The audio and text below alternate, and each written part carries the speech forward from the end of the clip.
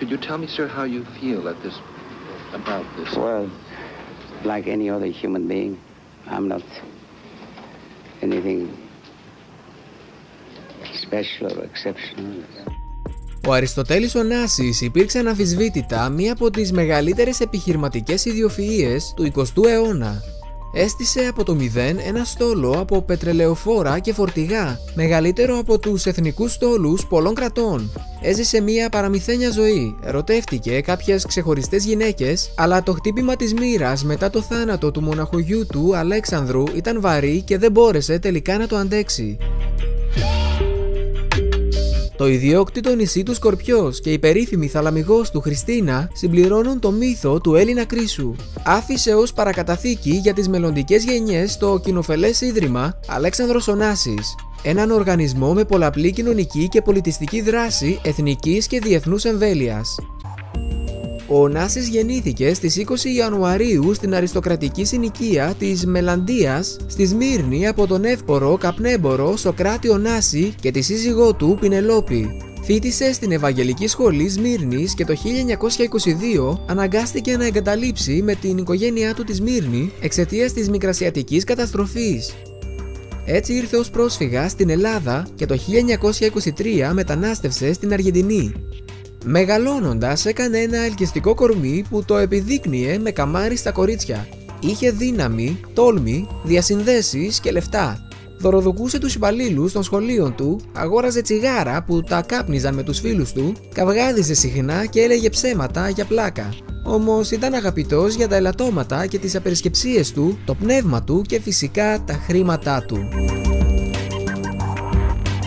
Ο Ωνάσης είχε φυσικά τρομερό επιχειρηματικό δαιμόνιο. Ξεκίνησε από την ίδρυση μιας μικρής επιχείρησης εισαγωγής καπνού και κατασκευής σιγαρέτων, την οποία διαφήμιζε πετώντας άδεια πακέτα στους πολυσύχνατους σταθμούς της πόλης. Το 1932 αγόρασε το πρώτο του πλοίο, το οποίο ονόμασε Καλλιρόη προς τιμήν της αδερφής του. Το 1946 παντρεύτηκε την κόρη του μεγαλοεφοπλιστή Σταύρου Λιβανού, Αθηνά Τίνα, και απέκτησε μαζί της δύο παιδιά, τον Αλέξανδρο που γεννήθηκε το 1948 στην Αθήνα και τη Χριστίνα που γεννήθηκε το 1950 στη Νέα Υόρκη. Σχεδόν 15 χρόνια αργότερα, ο Ωνάσης και η Τίνα Λιβανού χώρισαν. Πολύ γρήγορα, ο Ωνάσης, χάρη στο ιδιοφυές επιχειρηματικό του ταλέντο, αναδείχθηκε σε έναν από τους μεγαλύτερους εφοπλιστές του κόσμου, κυρίως στον τομέα των πετρελαιοφόρων. Το όνομά του έγινε συνώνυμο του μύθου όχι μόνο στους οικονομικούς κύκλους της παγκόσμιας κοινότητας, αλλά και μεταξύ των απλών ανθρώπων. Ωστόσο, ο Αριστοτέλης Ωνάσης δεν έδειχνε τον ίδιο ζήλο που είχε για τις επιχειρήσεις του σε ό,τι αφορά την οικογένειά του και τα παιδιά του, και κυρίως την κόρη του Χριστίνα.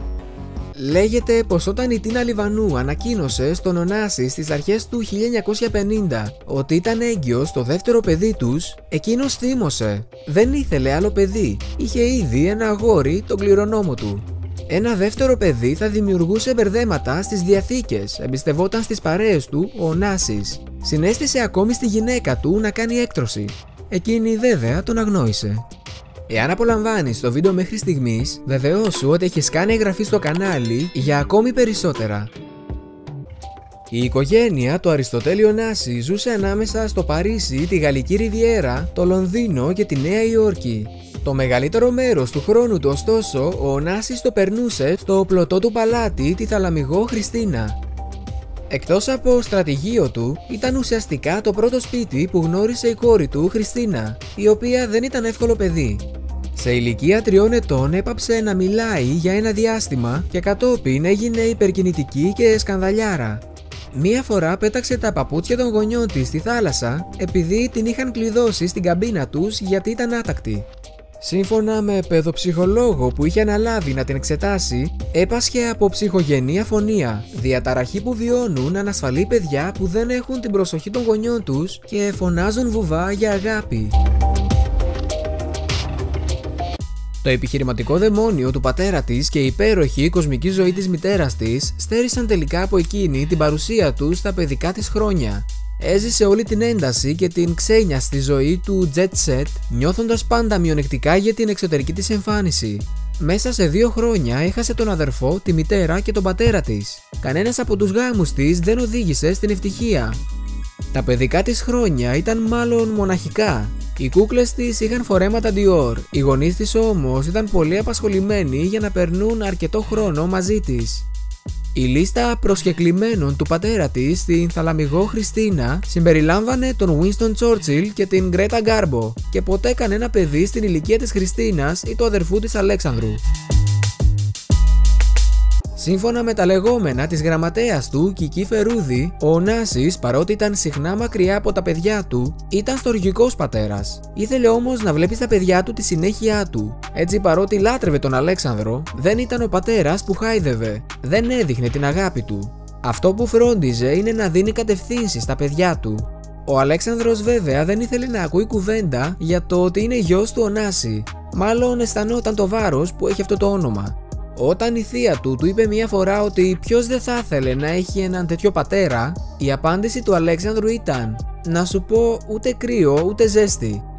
Η Χριστίνα ωστόσο ήταν δύσκολο παιδί, ήταν πιο μαζεμένη, ζούσε σε έναν κάποιο άλλο κόσμο, όπως είπε χαρακτηριστικά η οικονόμος της οικογένειας σε συνέντευξή της, και πολλές φορές φοβόταν τις έντονες αντιδράσεις του πατέρα της.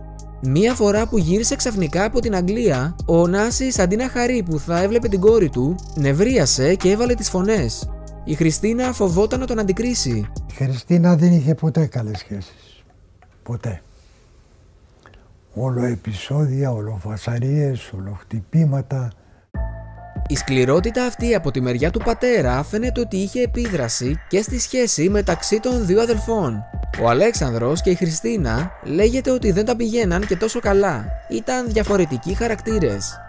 Σίγουρα όμως αυτό οφείλεται στο γεγονός ότι τα παιδιά μεγάλωσαν με γκουβερνάντες και σε σχολεία εσωτερικά. Μετακινώντουσαν από πόλη σε πόλη παρέα με νταντάδες και σωματοφύλακες. Δεν έζησαν μέσα σε οικογένεια και δεν γνώρισαν τη ζεστασιά της οικογένειας.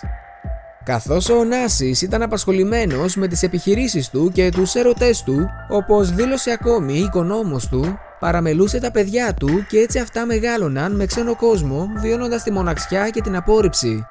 Αργότερα στη ζωή της, η Χριστίνα εξομολογείται στους φίλους της την εικόνα που της τύχιωνε από την παιδική της ηλικία. Η εικόνα αυτή του πατέρα της που της έφερνε πανάκριβες κούκλες, τη φιλούσε, της γυρνούσε την πλάτη και έφευγε. Σε ηλικία 10 ετών βίωσε το διαζύγιο των γονιών της. Τα εφηβικά της χρόνια τα πέρασε σε οικοτροφία στην Ελβετία, στη Γαλλία και συχνά επισκεπτόταν τη μητέρα της που ζούσε πλέον στο Λονδίνο. Με αδιάφορους πατριούς ή με τις ερωμένες του πατέρα της, όπως τη Μαρία Κάλλας που απεχθανόταν, και αργότερα τη Τζάκι Κέννεντι που χαρακτήριζε τη μεγαλύτερη αιμονή του πατέρα της. Η έλλειψη της πατρικής στοργής οδήγησε τη Χριστίνα Ωνάση στο να αναζητεί απελπισμένα αυτό το συναίσθημα στους άντρες που παντρεύτηκε αργότερα στη ζωή της. Έκανε μάλιστα 4 γάμους και λίγο πριν πεθάνει ήταν έτοιμη να παντρευτεί για 5η φορά. Όταν έγινε 20 χρονών, η Χριστίνα παντρεύτηκε τον κατά σχεδόν 3 δεκαετίες μεγαλύτερό της, Τζόζεφ Μπόλκερ, που σύμφωνα με τα λεγόμενα της πιστής της φίλης Μαρίνα Δοδέρο, σίγουρα ήταν μια τρέλα. Ήταν μόλις 20 χρονών και ήθελε διακαώς να αποδεσμευτεί από τον στενό κλειό του σπιτιού της. Έβρισκε συνεχώς τρόπους από μικρή να δείχνει στον πατέρα της ότι τον έχει ανάγκη. Ο Ωνάσης καταλάβαινε ότι σχεδόν όλοι οι άντρες που την τριγύριζαν την ήθελαν για τα πλούτη της. Μετά από κάποια στιγμή όμως σταμάτησε να της δίνει πλέον συμβουλές. Ένα χαρακτηριστικό είναι τότε μετά το χωρισμό της από τον Μπόλκερ. Η Χριστίνα έκανε μία απόπειρα αυτοκίνητας στο Λονδίνο και όταν η γραμματέας του πατέρα της πήγε να τον ενημερώσει για αυτό που συνέβη, εκείνος ήδη το είχε μάθει. Η αντίδρασή του? Άστη να πάει στο διάολο. Ο Ωνάσης είχε αγανακτήσει. Φαίνεται δεν καταλάβαινε ή δεν ήθελε να καταλάβει για ποιο λόγο η κόρη του έκανε αυτά που έκανε. Τα χρήματα και η ενασχόληση με τα επιχειρηματικά του σχέδια είχαν πάντα την προτεραιότητα στη ζωή του. Πώς σου φάνηκε το βίντεο που μόλις παρακολούθησες? Γράψε μας τις εντυπώσεις σου παρακάτω στα σχόλια. Φυσικά μην ξεχάσεις να κάνεις εγγραφή για ακόμη περισσότερα.